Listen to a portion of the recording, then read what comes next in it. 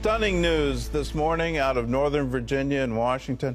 Steve Scalise, one of the top-ranking Republicans in Congress, was shot while at a baseball practice. We're going now to John Jessup in our CBN News Bureau in Washington to learn more about what happened. John? Terry, that's right. Scalise was shot around 7:15 this morning. It happened during a practice for tomorrow's congressional baseball game. Scalise was shot in the hip and is reportedly in stable condition. The AP is reporting that President Trump is saying that he was badly injured, but he will recover. Now, a member of his security team was also shot, and he was able to take down the shooter. What we're going to do right now is go live to Ben Kennedy, who is in Alexandria, to give us the latest. Ben, can you tell us where you are and what you're seeing?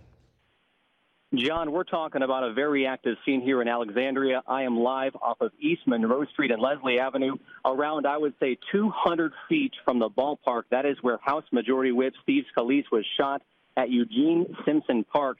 It is reported the congressman was hit by a bullet in the hip and, as you were just saying, rushed to the hospital and is in stable condition. Shots were fired about less than 2 hours ago at 7:15 a.m. during practice for tomorrow's congressional baseball game.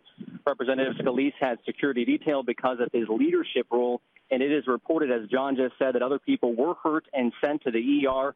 Police are tweeting out the suspect is in custody and is not a threat. At this point, it is still not clear the motive behind the attack. It appears there are elements that suggest, yes, this was deliberate and not random. The shooter was armed with multiple rounds of ammunition. I've been at the scene now for about 15, 20 minutes. I spoke to a witness who said he heard multiple shots, ran outside, heard even more shots. So people here, when I first arrived, were very worried, but I think once they heard from police that the suspect was in custody, those fears did subside and go away a bit. John? Ben, there are reports that the shooter apparently asked whether they were Republicans or Democrats before he opened fire, and as many as 50 shots fired. What do you know about that? That is correct. We are hearing upwards of 50 shots. I heard one report say just under 100. But again, we won't have the exact detail until police get out here, detectives take a closer look at the scene, count the gun shells. But yes, as you just said, the gunman or the shooter asking whether he's a Republican or a Democrat does coincide with this not being a random act. So right now, detectives are putting together a release. We expect to have a news conference here shortly, which we will bring to you live on our CBN Facebook page, kind of breaking down the details. And maybe at that point, we could possibly get some more specifics about the shooter. Ben, real quick, other reports about other fatalities. I understand the Associated Press is also reporting that Congressman Roger Williams of Texas was also hit. Can you give us a count on fatalities or those who also might be injured? At this point, I have not heard of any fatalities from our vantage point here in Alexandria. But again, this all just happened less than 2 hours ago, and I know police are very hesitant to release too many details until they kind of get the bigger scope of the story.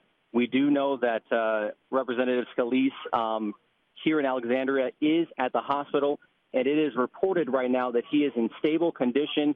We are hearing he was shot in the hip. But as we get more details of this breaking news, we will, of course, share it with you. That was Ben Kennedy reporting from Alexandria, Virginia. Of course, our thoughts and our prayers are with those who were at the scene. Well, in other news, Attorney General Jeff Sessions said he wanted an open hearing to tell his side of the story, and he did, as he answered questions before the Senate Intelligence Committee. Questions which dealt with the Russia investigation, why he recused himself, and the firing of FBI Director James Comey. National security correspondent Eric Rosales was inside the hearing and shows us the testimony, which at times got heated. You solemnly swear to tell the truth and the whole truth and nothing but the truth, so help you God. I do. It was an opportunity to set the record straight. Let me state this clearly, colleagues. I have never met with or had any conversation with any Russians or any foreign officials concerning any type of interference with any campaign or election in the United States. Among the tough topics for Attorney General Jeff Sessions, questions about Russia, including his own meetings with the Russian ambassador, and whether or not he worked with the Russians to help Donald Trump win the White House. The suggestion that I participated in any collusion, that I was aware of any collusion with the Russian government to hurt this country is an appalling and detestable lie. Sessions was also grilled about his recusal on the investigation into Russian influence in the election and his role in the firing of FBI Director James Comey. Mr. Comey said that there were matters with respect to the recusal that were problematic and he couldn't talk about them. What are they? Why don't you tell me? There are none, Senator Wyden.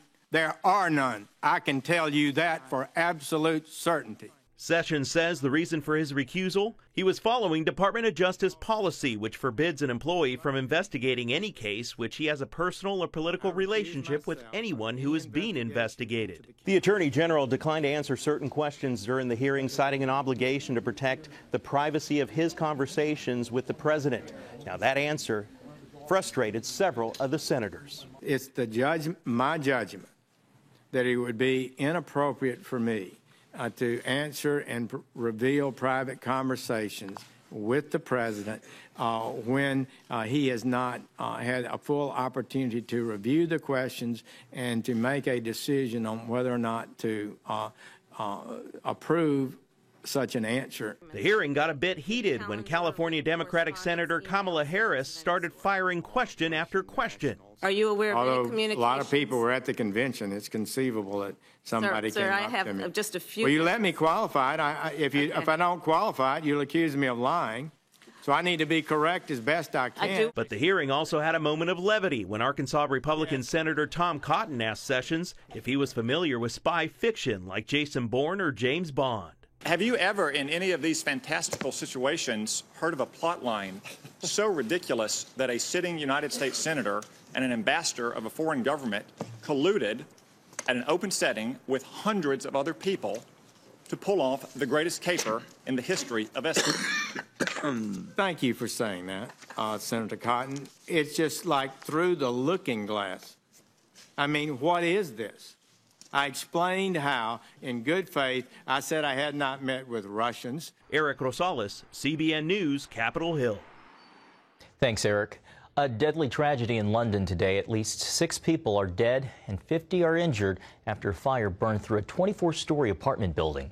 More than 250 firefighters were on the scene to fight Wednesday's fire.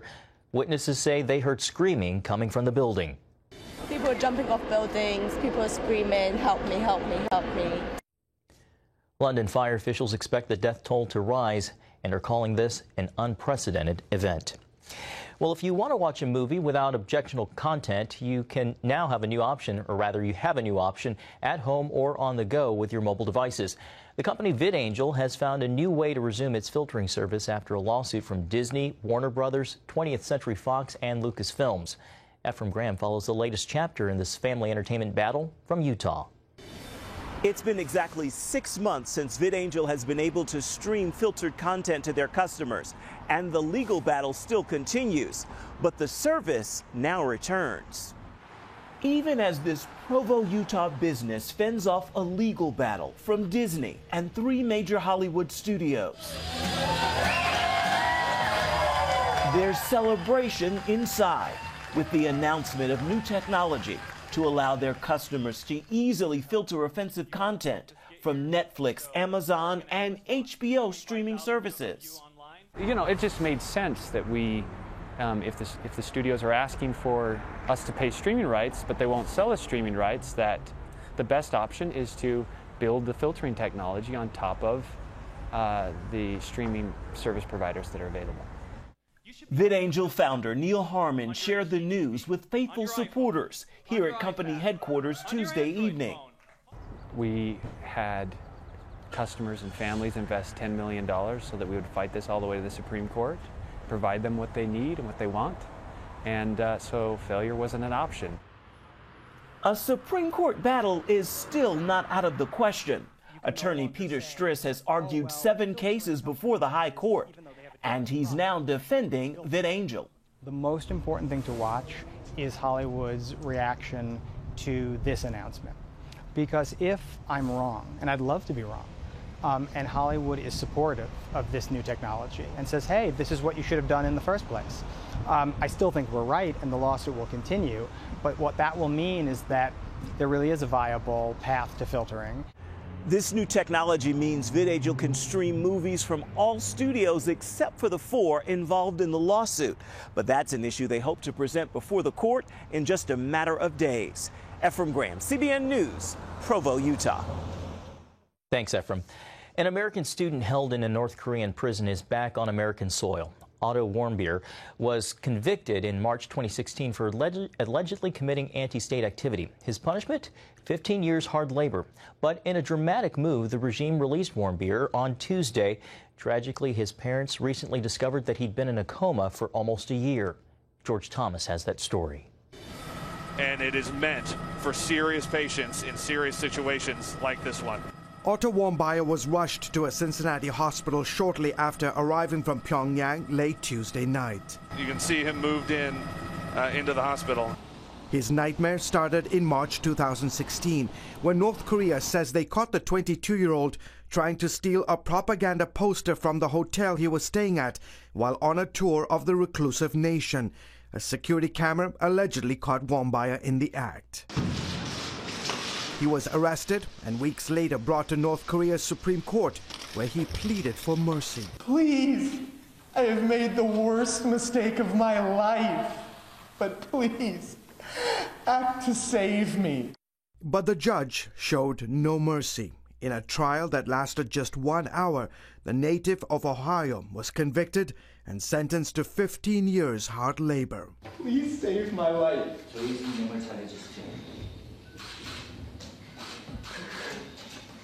of my family. Warmbier's parents hadn't heard from or seen him since he was sentenced and found out just last week that their son had been in a coma for almost a year.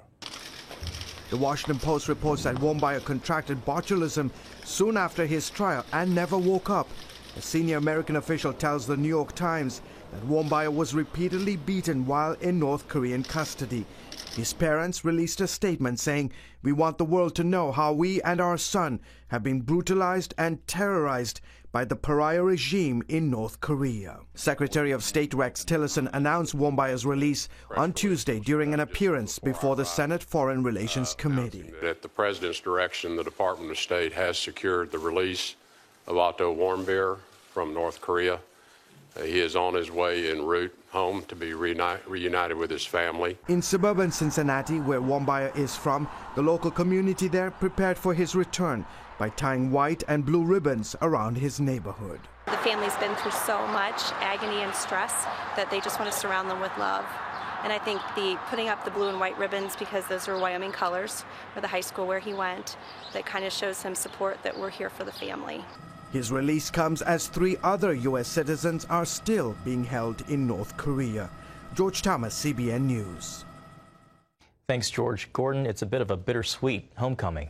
It's more than bittersweet. It's absolute tragedy what has happened to this young man. And it just illustrates the need for the world community to unite against North Korea.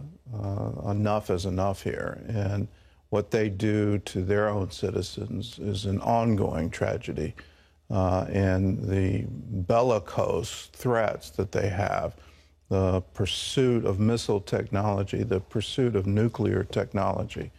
It's time for the world to act, and it's time for North Korea to stop this. And wouldn't it be great if in our lifetime, North and South Korea could be united once again and be an open democracy and welcome them as members of the world community? Wouldn't that be a wonderful thing to happen? And so let's pray for that, let's work for that, and let's convince, particularly China, it's time for them to put pressure on North Korea to break down these barriers and stop this nonsense.